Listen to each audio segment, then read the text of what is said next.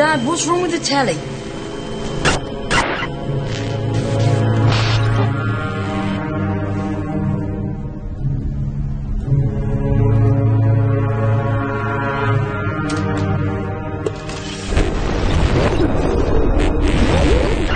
Good evening, London.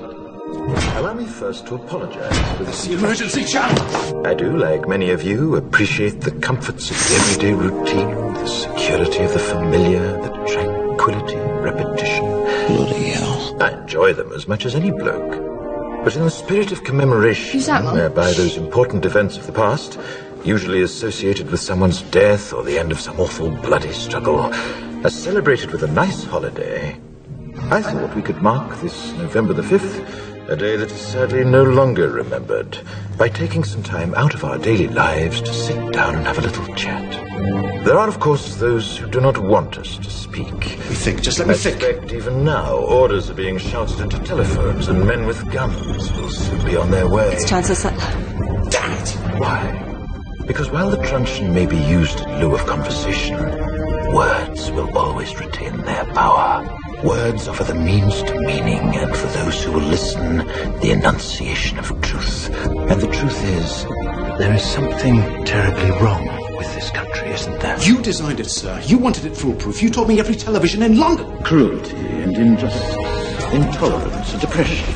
And where once you had the freedom to object, to think and speak as you saw fit, you now have censors and systems of surveillance coercing your conformity and soliciting your submission. We need cameras. How did this happen? Who's to blame? Well, certainly there are those who are more responsible than others, and they will be held accountable. But again, truth be told, if you're looking for the guilty, you need only look into a mirror. I know why you did it. I know you were afraid. Who wouldn't be? War, terror, disease. There were a myriad of problems which conspired to corrupt your reason and rob you of your common sense. Fear got the best of you, and in your panic you turned to the now High Chancellor Adam Sutler. He promised you order, he promised you peace, and all he demanded in return was your silent, obedient consent. Inspector, you're almost through. Last night I sought to end that silence. Last night I destroyed the Old Bailey to remind this country of what it has forgotten. More than 400 years ago, a great citizen wished to embed the 5th of November forever in our memory. His hope was to remind the world that fairness, justice, and freedom are more than words. They are perspectives. So if you've seen nothing, if the crimes of this government remain unknown to you, then I would suggest that you allow the 5th of November to pass unmarked.